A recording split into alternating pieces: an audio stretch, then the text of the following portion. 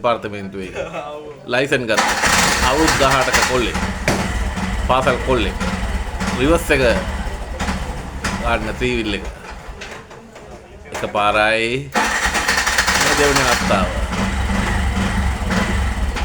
දෙකයි මේ 4 ස්ට්‍රෝක් ඉංග්‍රීසි අකුරු 3 නම්බර.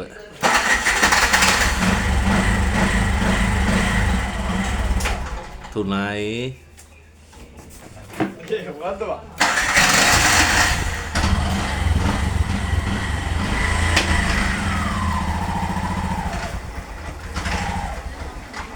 හතරයි ඒ ශකනේ ක්ලච් එකේ සම්පූර්ණ කරලා උනාද?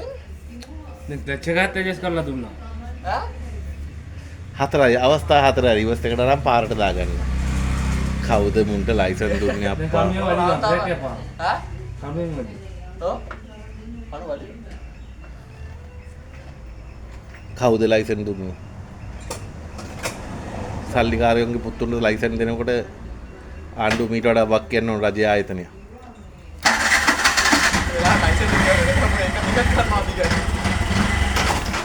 පහයි හරියන්නේ. මම ක්ලච් එකත් අල්ලන්නද නේ කියලා දාන්න. ලයිසන් අරන් මාස 5ක් විතර නෝද?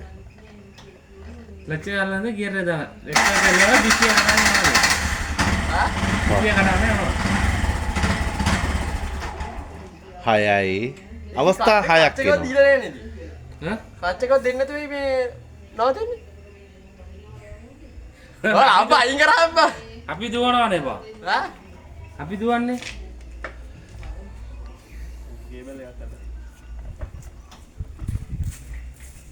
ටූ ස්ට්‍රෝක් නෙමෙයි 4 ස්ට්‍රෝක්.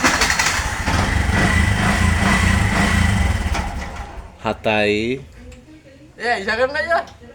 වීල් එක ඇවුලක් බතිල්. හතයි එහෙනම් මම දුවන්නේ. අටයි නවයයි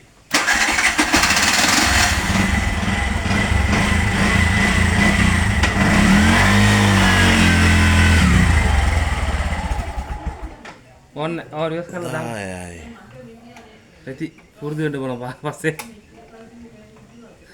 නේද? අයියෝ ලංකා ආණ්ඩුව